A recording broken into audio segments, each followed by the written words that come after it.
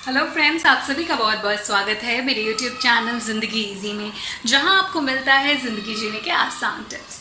मैं किचन में हूं और आपको पता होगा कि आज के इस वीडियो में मैं आपको कुछ रेसिपी बताने वाली हूं। जी हाँ, तो फ्रेंड्स, आज के इस वीडियो में मैं आपके साथ कुछ मीठा यानी कि कुछ मीठी रेसिपी शेयर करने वाली हूँ। तो मैं आपको बताने वाली हूँ ब्रेड के खीर की रेसिपी। कुछ नया सुन रहे हैं ना? जी हाँ। तो ये जो ब्रेड का खीर है वो बिल्कुल डिफरेंट होता है और खाने में बहुत टेस्टी होता है। और मैं जिस तरीके से बनाती हूँ बहुत सिंपल रेसिपी है। आपको बिल्कुल भी ज़्यादा मेहनत करने की ज़रूरत नहीं है, कोई भी ताम झाम करने की ज़रूरत नहीं है, क्योंकि मैं अपने लिए बहुत इजी तरीके से बनाती हूँ। तो आप भी सीखिए कैसे मैं बनाती हूँ और ट्राई करके मुझे कमेंट सेक्शन में ज़रूर बताइएगा आपको कैसी लगी रेसिपी।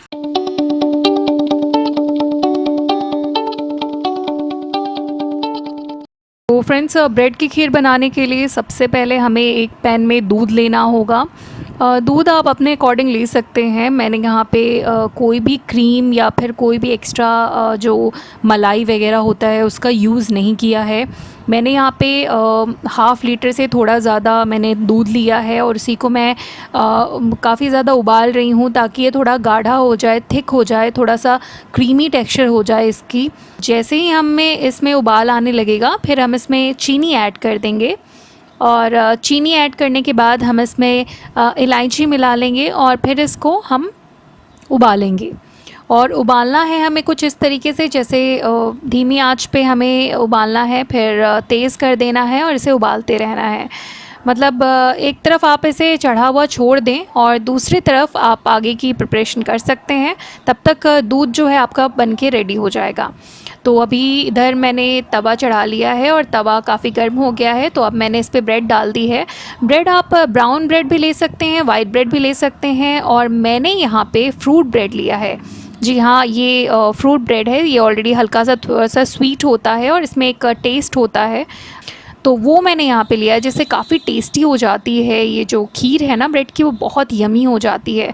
और दूध को ज़्यादा भी थिक करने की ज़रूरत नहीं, क्योंकि ऑलरेडी दूध जो है वो ब्रेड डालने के बाद थिक हो जाती है।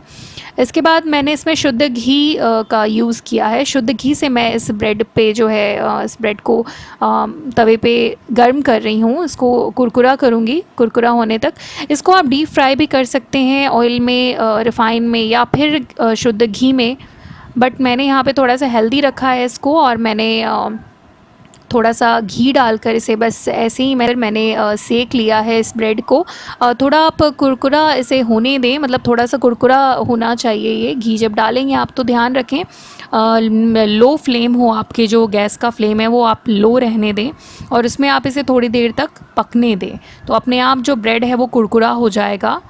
तो आपको ऐसा लगेगा कि आपने इसे फ्राई किया हुआ है। बट मैंने फ्राई नहीं किया, बिकॉज़ फ्राई करने से अनहेल्दी हो जाता है खाना, और अनहेल्दी बिल्कुल भी नहीं होना चाहिए कुछ भी।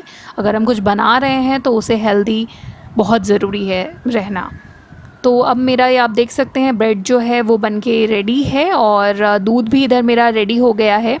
अब मैं क्या करूँगी, इसे पीसेस में काट लूँगी ब्रेड को। जैसे कि आप देख रहे हैं, आप कैसे भी डिज़ाइन से काट सकते हैं। मैंने थोड़ा इस तरीके से काटा है, डायगोनल शेप में काटा है, और फिर इसको बीच से मैं काट रही हूँ। छोटा छोटा मैंने पीसेस किया हुआ है, क्योंकि मैंने पतीला थोड़ा छोटा लिया है। आप बड़े पतीले में भी इसे डायगोनल शेप में काट के भी ट्रायंगल शेप में रख सकते हैं, बट मैंने ऐसे काटा है। जैसे भी आपका मन करे, आपके अकॉर्डिंग आप जैसा चाहें वैसा आप शेप दे सकते हैं, और आप इसे डेकोरेट भी कर सकते हैं जैसे चाहें। बट मैं एक्चुअली, मैंने आपको बताया ना कि मैं जैसे बनाती हूँ, मैं आपको वैसे बता रही हूँ। तो मतलब नॉर्मल तरीके से जैसे हम घर में खाना बनाते हैं, जैसे हम ईज़िली, हम कुछ क्विक रेसिपी, तो उस तरीके से मैंने यहाँ पे बनाया है और आपको बताया है। तो शेफ़ की तरह तो ना मैं डेकोरेट करूँगी फ्रेंड्स, और ना ही मैं आपको बताऊँगी। मैं बिल्कुल घर की तरह आपको बनाना बता रही हूँ। तो इस तरीके से मैंने सबको काट लिया है पीसेस में, आप देख सकते हैं। अब जब हमारा ये सारा पीसेस रेडी हो गया तो हम एक एक करके इसे दूध में डाल देंगे। दूध ठंडा होने की ज़रूरत नहीं है, जैसा भी है आपका दूध आप उसे उसमें डाल सकते हैं, कोई इशू नहीं है। गर्म हो तो ज़्यादा सही है, थोड़ा सा गर्म होना चाहिए। बिल्कुल ठंडे दूध में ना डालें, थोड़ा गर्म रहने दें, ताकि ये थोड़ा जो ब्रेड है वो नरम हो जाए।